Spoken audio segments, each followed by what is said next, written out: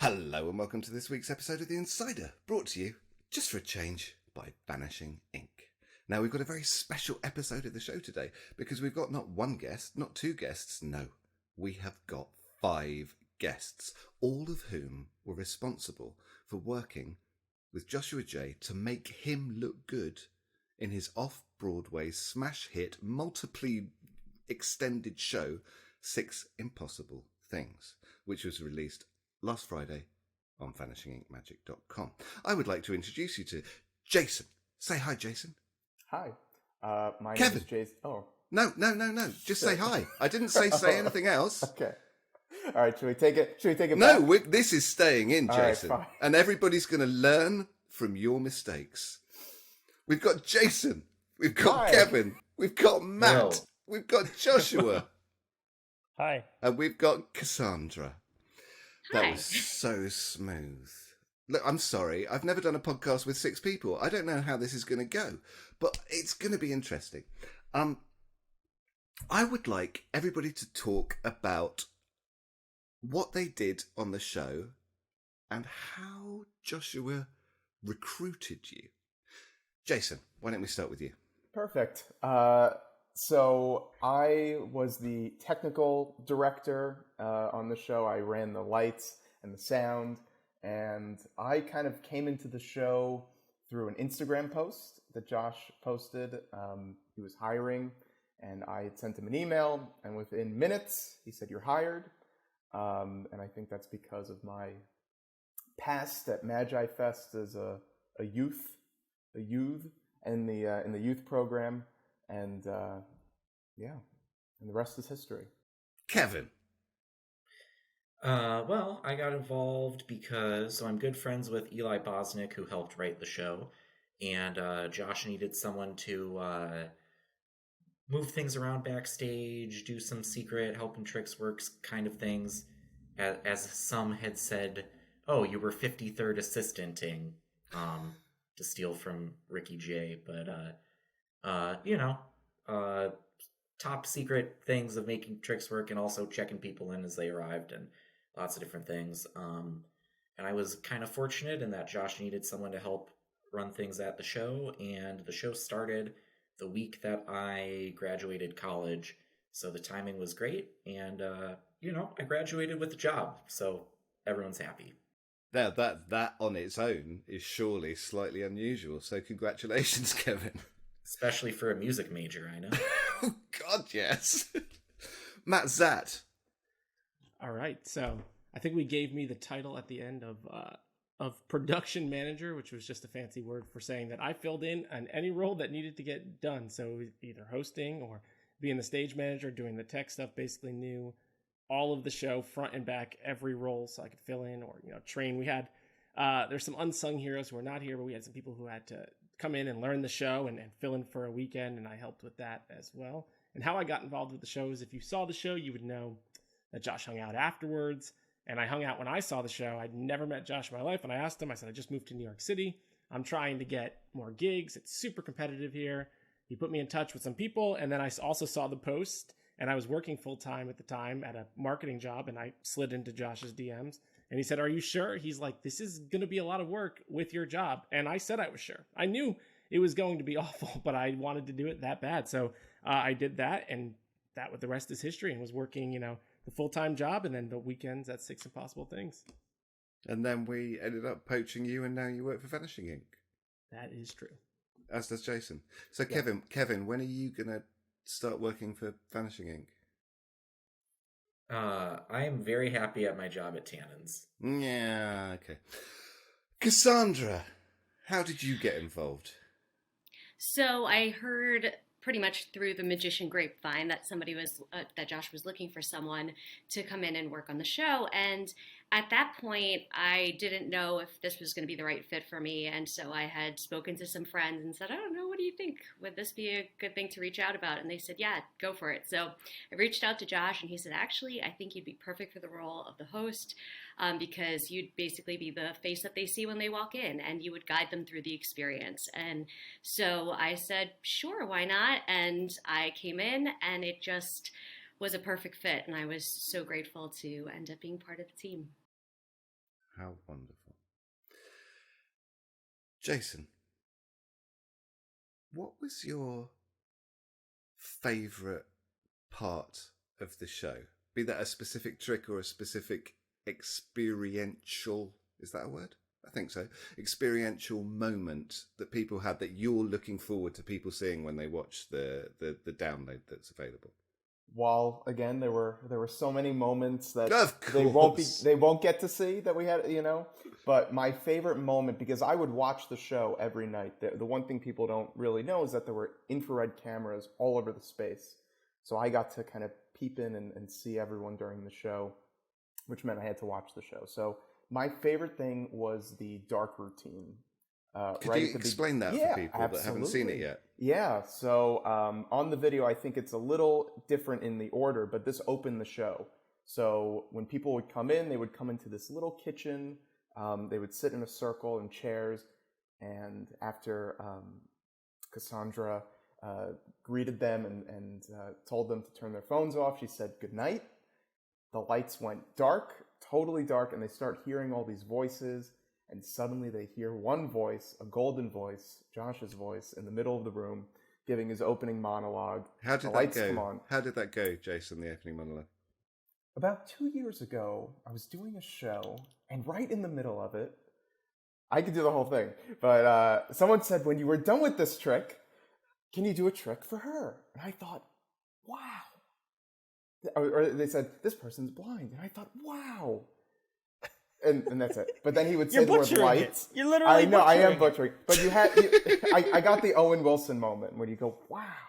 Wow. But anyway, my favorite moment in that was in the dark. When the lights come on the first time, people are in shock because he's in the middle of the room. They don't expect it. And that was really cool. But for me, on my side, I got to just watch Josh walk in from his secret spot. Sometimes he would wave at me.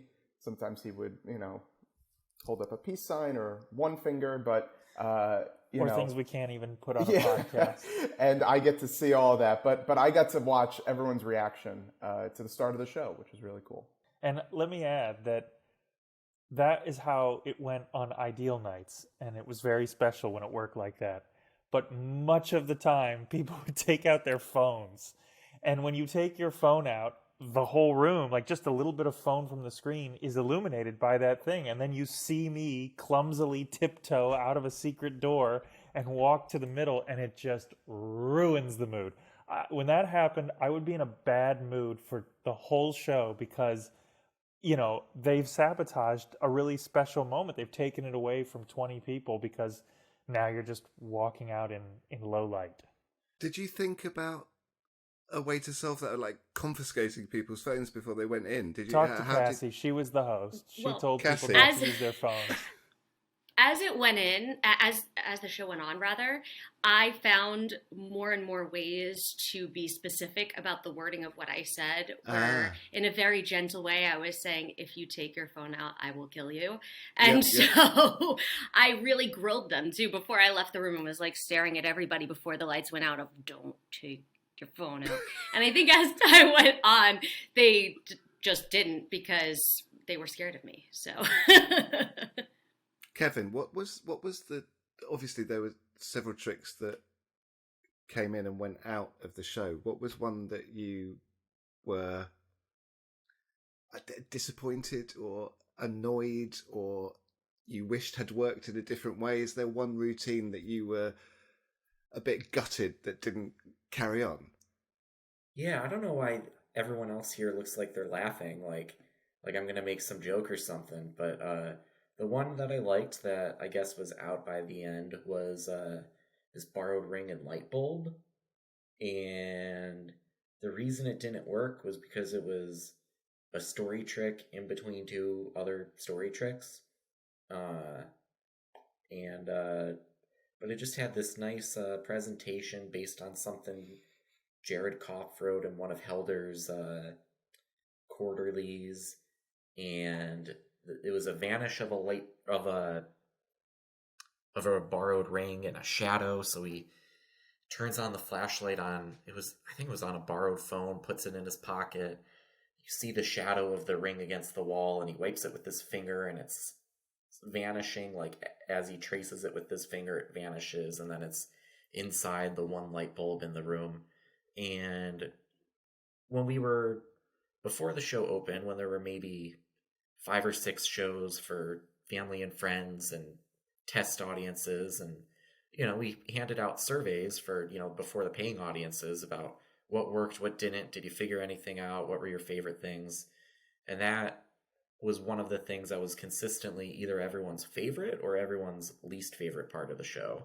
And it, like, at a certain point, you can't argue with the fact that taking it out made the flow of the show better, and the rhythm of it, and the the general concept better, addition by subtraction. And even though it was my favorite single piece, you gotta think critically and not be too attached, and say maybe there's a place for this in a show in the future, but not necessarily here.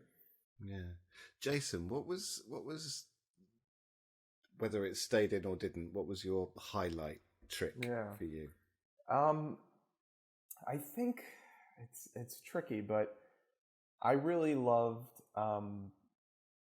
I'll give you brief, but the trick that didn't stay in was this thing that we did with a monkey and drawings in the dark routine.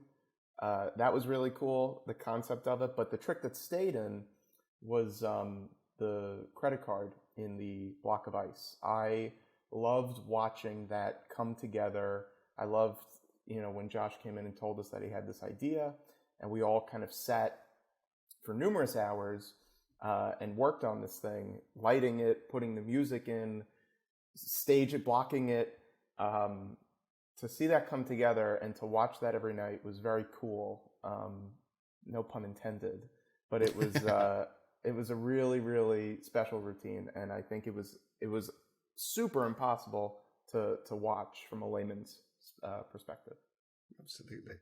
Matt Szat, what's your favorite story or funny moment or cool thing that happened during the multiply extended run of this show on Canal Street? I won't throw under the bus whose fault it was. My favorite moment Jason. No, I said I won't throw under the bus. It wasn't Jason. My unequivocal favorite moment was there's the big moment at the end of the show where it's the end of a chop cup routine that goes from a solid to a liquid load, and it's this big moment, spotlight, pour hot chocolate. You'll see there's 3 lines, whatever, but it is like the end of the show. That is it. You stand up, lights, spotlight. It happened for 230 something shows. This was right towards the end of the run, and the worst part is right before that routine happens, there's this whole 18 minutes of close-up magic, and once that door is closed, there is nothing we can do. Absolutely nothing. We can't go in. We can't solve this problem. And we noticed genuinely the second the door closed that we had forgotten to put the liquid load in there. And Ooh. Josh went through the whole thing, the whole routine. He does Hitchcock. He does the Charming Chinese Challenge. He sits down. He does the chop cup routine. And he went to look for the liquid load. It wasn't there. And I was in the tech room watching with Jason because I knew this was going to happen. It was like watching a train wreck. Goes for the liquid load. It's not there. 3-second pause. You can see the wheel spinning. Well, that's your show. And then bolted out full speed. And then it's supposed to be this big moment where the spotlight's on and then it kicks off and Coldplay kicks on. But it was just this awkward in the light, him running out. And then Jason was like, click, click, Coldplay hits. And everyone's just like... Because there was that no applause moment. It's just like, got your show, see you later. And it's a painful one, but that was probably out of all the things, a lot of people don't realize that a lot of things would go wrong, but we could solve most of them. Little things would happen all the time. We'd be setting up one room and we'd be finishing just at the last second, or we'd screw up this or that. That was the one that we just could not stop. And it was tough to watch because it was 18 minutes. It was the world's slowest car wreck happening, and there was just nothing we could do. Cassie, is there an outstanding memory for you from the run of the show? I mean, there's a lot of outstanding memories for me, but I think one was when Josh had thrown his back out and had to perform the show just in incredible pain. And so he's trying to hold it together. And then in between shows, Jason's like, I'm going to help you. And is like climbing on top of him and like putting his elbow in Josh's back. We have video proof of this. It was on Instagram. But it's like we all had to pull together to make sure that Josh could like get through it. And he did. And nobody knew that he was in excruciating pain, which was horrifying and amazing all at the same time. I would like to say I didn't volunteer to part of the job. Oh, you Part did of the volunteer. job. Yeah, it was in the contract. I rotated all you guys. You all had to do it. Yeah. There's no judgment. There's We no paid our judgment, dues. Jason. This is a safe space. It's I fine. just We- Can I For tell the you record. my favorite memory, hands down, Please do. was I don't know why this eventually stopped. Probably because there was a lawsuit brewing, but it was trapping Kevin in the big white room and having a dance party. When everybody would leave, we would just put on funky music and we would dance. And Kevin was always in charge of resetting that room before everybody left, like with all the 100 socks and stuff. And so we would trap him in there and make him dance, and he would always try and escape. And it was more awkward and devious every night, and we always trapped him. Why did that ever stop anyway? I don't know, because I made it not fun. Like I feel like it would be fun if the story was we would trap him and then he finally danced, but it was just Right. the I'll tell same you- nothing every day. I'll tell you another fun thing I look back on, even though I think we were all a bit annoyed when it was first happening.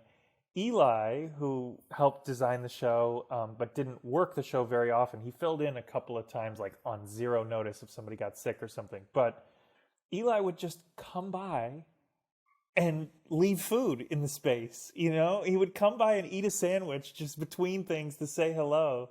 And it was always this mysterious guy who would come and leave a stinky vegan sandwich hidden in the space somewhere. That was one thing. My appreciation for vegan food grew throughout the run as we chow down. But we single-handedly kept that little market across the street in business by buying Cool Ranch Doritos, Reese's, and Oreos every night. Can I add one thing, though, on the back thing that I think we all forget? It's a subtle moment, but so Josh threw out his back. We had to cancel, I think like 2 weeks of shows, which doesn't sound like a lot, but you figure there's 8 shows a week or 9 shows. That's a lot of shows you have to make up, and there was no time in the space, whatever, to put 9 separate shows. So for a little while, we had to add a few people to each show. So the show wasn't just stopped at 20 people. It was just about the fact that 20 people could fit in the room, but we had to fit 23, 24 people in the room, and it was tight. We got it. But what we didn't realize is that the little closet that Josh would have to come out of used to have this nice open lane to walk through. No one take that out of pitch black. context, guys. No one cut that. I can see the jerks already posting a GIF. That's going to be a little gif. Yeah. But Anywho. as you come out, But- he would, so he used to have that nice that nice clear lane to walk out. But we were tight up against that little thing. So for the first couple of weeks coming out, you could just hear people going, "Ow, who's touching me? What's happening?" So he was barreling through people to get into the middle of the room. He was hitting knees, clacking with people, and the best part is it doesn't seem like much unless you're in the tech room and you can see it happening in full night vision and just kind of stepping over all the knees. And it was a subtle thing that just. It was humorous for us, maybe not so much for Josh, but it was the little things that got you through 2 shows a night. Last thing I'll say on that, on the watching on the night vision, is that during the dark routine, all the lights had to be off. So I would, Cassie would be sitting in the main room in a chair, and she'd go good night, and then she'd like hustle over to this little chair because I would cut all the lights, and everyone would just kind of sit where they were for until the end of that routine when I could turn them back on. And it was just so funny to watch everyone just frozen, just in pitch black. Yeah. Now, I've And he got a also used to like to question. laugh at me going to my seat. Oh yeah, because you would walk to the chair. Sometimes I'd hit it before you made it to the chair, and you would walk to right. I forgot about that. All the way there. Now, I've got a question that we may end up cutting from this, but if people have not seen marketing for 6 Impossible Things, the release that just dropped on Friday, there's two ways that you can enjoy the performance. One is to buy just the stream of the show, and that's great. And you will see what if Netflix shot a magic show, that's what you get. The production values are astonishing. But if you buy the box set, you will also get 3.5 hours of explanations. You will learn how the tricks were done. Okay. I have never done a show where I have helpers making me look good without going into specifics. Josh, as a performer that is being made to look good by the work of others, does that feel a bit dirty? It's a genuine question. I've never done something where I've got someone helping me look good. Does it feel dirty compared to doing Hitchcock or something that, one of your Cylinder and Coins, one of your pieces where it's you doing the work? Does it feel a bit cheaty? I'm genuinely interested. I don't know, but I like the way you say the word dirty. Dirty. Does it feel... No, quite the opposite, because I'm like you. I mean, I never did anything like that before this show. I mean, a couple TV things where there's some, extra assistance, but like, I feel the same way you do about it all. I just felt empowered. Because Right. It wasn't... I will say, there was a moment very early on when I was pretty convinced we were going to pay somebody to attend the show, and then they would be able to do, because think of it, if you've got a shill in the show, you can do some really amazing things. That very clearly, very early on, felt dirty to all of us. That was Tudor. That was the line. Yeah, all the material is really happening. I mean, the credit cards legitimately borrowed. I mean, the show is a real show. But I'm not being disparaging, but there are elements where you couldn't have done it without a little... Right. No, I know exactly what you're asking. And no, I felt like from the very beginning, I think all of us were aligned in that we were trying to deliver an immersive magic experience. We weren't trying to do a show. We weren't trying to do something where I look good. We were trying to give people an experience, and we all played a role in that experience. Fair enough. It was just a genuine question. I'll jump in. Go. To add one thing for you, I think one of the reasons the show was so strong is that early on, Josh realized, the 5 heads, 6 heads are better than one. I mean, if Josh came in and said, I'm going to just do this, and you stand in your places and do it, it probably wouldn't have been as good. The murder routine is a perfect example. We got there before the run started. The whole idea was in place, but we had to figure out how was it going to fit in the space. And the way it was originally sketched out, didn't work. So we had to rework everything to fit in that exact space. And that's just something you can't do on your own. You need the collaboration of a team. And I think that's what people who get the deluxe set, who get the explanations will see, is that it's not cheating per se, like using a stooge. It's more the fact of having a collaborative team work together will help make these amazing moments happen. Even the ones that, Josh was doing himself in the other room. Look, to be clear, I wasn't suggesting it was cheating. What we all do is cheat. Whether you see my one-handed top palm or whether you see my helper load the thing into the what's-it, it's all cheating. It was just to be clear. Kevin, what was your biggest challenge in the show? Ooh. That'll make me think for a second. Okay, I'll just we'll come back to that. 2 things that I wanted to jump in previously about. Sure. Cut it, move it, whatever. About, assistants doing work. Just last week, I was talking to some friends who work on Aussie's show and was like, oh, so what are you doing during the show? And they're like, we got a backgammon set. We sit in the back and we just play games during the show. And I was like, what the hell? That was not my experience at all working for Josh. That's so funny because when I saw it, I was like, oh my God, these guys are going to get the best experience. They're going to learn so much. And then they're playing backgammon. But it's still a great show. Learn a lot about backgammon. Oh, of course. Aussie's a killer backgammon player too, so. And then they were saying when he sends someone out into the street to get a number, their job is to make sure this person doesn't get killed. Yeah, That's a Josh valid really role. gave us a gift too. He gave us the gift of being collaborators. He gave us the gift of entrusting us with help make the magic happen and being a part of the show. And so I think it was something that made us such a close connected team and something that worked so well because we were consistently working toward making magic happen and having Right. that immersive experience that Josh discussed. So it was just, I can't even explain how fully different an experience it is from anything I've ever done or I think that I might do in the future. It was special for all of us, I think.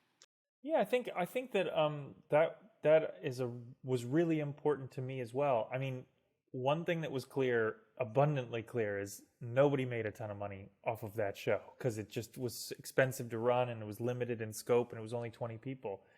And so what I said to every single person who came on the team was, look, I can't pay you what you're worth. I can't give you, a competitive rate.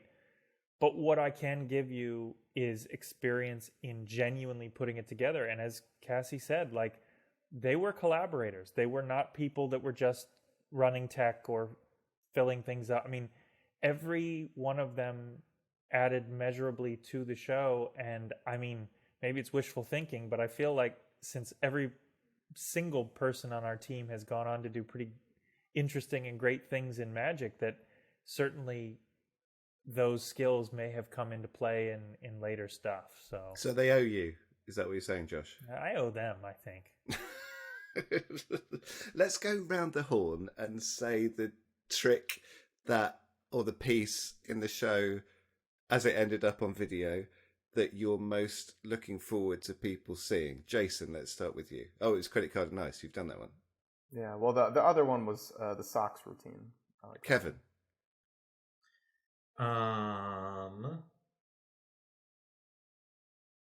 Probably the credit card in the ice. Okay, this is a theme. Cassie, what's the piece in the show that you're most looking forward to people seeing? I think Fate. And the reason for that was because when I first joined the team, I joined a little later on in the run. I wasn't, initially there at the inception of the show. And so as I was being walked through and learning my role, Josh said, hey, Cassie, why don't you just come here and sit next to me and I'll run Fate with you. And that's what he would do every night is he would choose someone and they would sit on the floor and there would be, the beamed spotlights on it, which were always so beautiful to me. And he would tell this beautiful story. And I don't want to give away what the story is or exactly what happens, but it's an incredible card trick with gorgeous storytelling, as Josh is very, very skilled at doing. And it just was this very special, intimate moment. And I thought to myself, wow, I can't imagine what people are going to feel as they see this on the outside. And then every night we got to experience people seeing it, and I would hear people walking out and they would even look at me sometimes because I'd stand there and I'd guide them to the next spot and they'd be like, wow, like that was just so beautiful. And it was this heartfelt, touching moment. And so I can't wait for people to see that. Matt Zat. Yeah, so I'm going to change my mind. Would have been Credit Card and Ice, and just one reason of that is that anyone who buys the explanation will realize that that routine was like poetry in motion. There was so much, it doesn't seem like there is, but there's so much going on for each moment, down to the blocking and the lighting and where the props are placed. Like, it's so important, every aspect of that. So that was my favorite overall routine, but I think seeing Murder go on camera, because that was the youngest routine in the show, but probably my favorite by far, just because of how everything came together. It was such a unique take on that style of routine. Like we said before, it brought everyone, but it's just such a great overall trick that it's just like the perfect amalgamation of how much the show evolved from where it was at the finger chopper at that moment. It fooled the bejesus out of me. Joshua, what's the moment? Well, I'll play forward to devil's people advocate seeing? and pick. I'll say a tie between two routines that weren't mentioned. Although had nobody said it, I would have said Credit Card and Ice. Just because what's special about that routine is I doubt I'll ever do it again, because it was so audience or situation specific. So, I look back, I watched it for the first time the other day back in the footage, and I was like, wow, that really was cool to do that trick. But the two things one is a little bit overplayed now because I've done it on television, and it's now become part of my parlor shows, so it's the thing people see the most. But I think it's, at least for me, important not to forget that the t-shirt trick only occurred through the process of this show and the people that are on this podcast. Like, that routine started in a very basic place, and layer after layer after layer was added, and I now use that routine, in huge theaters, and I'm really pleased with, how it's come along, and that came out of there. And then the other one that I would mention is Alice, because although that maybe to a magician, you can just look at it and go, smoke device, preset, force of a page in a book. I'll tell you what, the staging of that was my favorite, with these two spotlights across the room. And when the smoke is coming out of the book and you're lighting it across, it just creates a scenario that was the closest thing for me in that show to real magic. Like, I could forget about what I was doing, and I'm sitting across the room asking them to think of their page, and I light a lighter and I go like this under a spotlight, and that people were at like peak engagement in that moment. Like, you could just see 20 people, just like a tennis match, going back and forth. And then across the room, somebody with their eyes closed holding a book, and the book catches fire. Like, that was a cool moment, and I like the look and the symmetry of that moment. I think there's a lesson there in as far as when we know what a method is, and if there are established methods that ain't gonna fool any magician out there, you can still make something so theatrical and so beautiful. And it's difficult sometimes as a magician to take that step back and look at it as a piece for a layperson. We are very nearly out of time, and I am going to try something that absolutely might not work. This is a regular podcast that we do. I'm not sure whether you all listen to it or not. You don't need to be polite, but we end the show with 4 quick fire questions, and we're going to go round the horn. It's going to go in this order. Jason, because it's the order on my screen. Jason, Kevin, Cassandra, Josh, Matt. I will cue you. First of all, your favourite pizza topping. Jason. Plain. Controversial. What does plain mean? Just no. Margarita, cheese and tomato. Yeah, margarita. Okay, cheese and tomato. Kevin, favourite pizza topping. Black olives. Cassie. Spinach and tomato. Joshua. Banana peppers. What? Banana peppers. What's a banana It's the pepper? obvious choice. It's banana What's peppers. a banana pepper? Wait, I don't know. so you let Kevin get away with black olives, but you question banana pepper? No. I'm sorry. No, just to be clear, this is meant to be quickfire questions. I know what black olives are. I've got no idea what a banana pepper is. Well, I don't know how to help you. What's a bell pepper? No, it's like a yellow pepper. Spicy, Yeah, right? it's yellow. Yeah, it's like Kind of it's vinegary? like pickled, Like sweet and spicy. vinegary. Yeah. Okay, but pardon my British ignorance. Matt Zapp, favourite pizza topping? Buffalo chicken. Okay, no judgment. Jason, favourite movie? Oh God. Probably it would be. I don't know. Oh. Cabaret. Yeah. Sure. Yeah. The Cabaret. That's a good movie. Okay, Kevin. All Favorite 3 of movie? the Star Wars prequels. Oh, all right. You're bending the rules slightly, but I'll give it to you. Cassie, Well, favourite movie? Revenge of the Sith. Okay, Cassie. Singing in the Rain. Matt Zapp. Hot Rod. Is that an adult Starring movie? Andy... Nope, it's starring Andy Samberg, and it's Okay, like it's an a funny SNL movie. skit made into 90 minutes. Okay, Joshua J, favourite movie? Catch Me If You Can. Favourite person or people who make music? Jason. David Byrne. Kevin. Maria Schneider. I'm unaware of her work. Cassie. Rosalia. Joshua. Radiohead. Matt. Blink 182.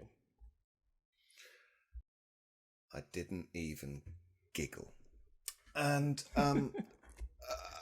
Joshua has to abstain himself. Recurse. Joshua can't Recuse. answer this question. Recuse, thank you. Jason, who would you rather fight? 100 tiny Joshuas or one massive Andy? If the 100 tiny Joshuas pulled their backs out, then that would be the answer, but probably a giant Andy. Okay, Kevin, 100 tiny Joshuas, one massive Andy. 100 tiny Joshes. Cassie? A massive Andy, clearly. Matt? All you'd have to do is open up a museum to distract the 100 tiny Joshuas, and it's an easy win. 100 tiny Joshuas. I love the fact that you've thought that through. Yes. Jason, Kevin, Cassie, Matt, Josh, thank you so much for giving us your time to talk about this incredible, immersive magic experience, which is now available to buy. Do you know what? It might have sold out by the Monday this comes out, but maybe available to buy as a limited edition, first edition box set, or you can stream the video right now on vanishinginkmagic.com. Thank you all so much for your time in celebrating what an amazing achievement Josh and you all took part in with 6 Impossible Things.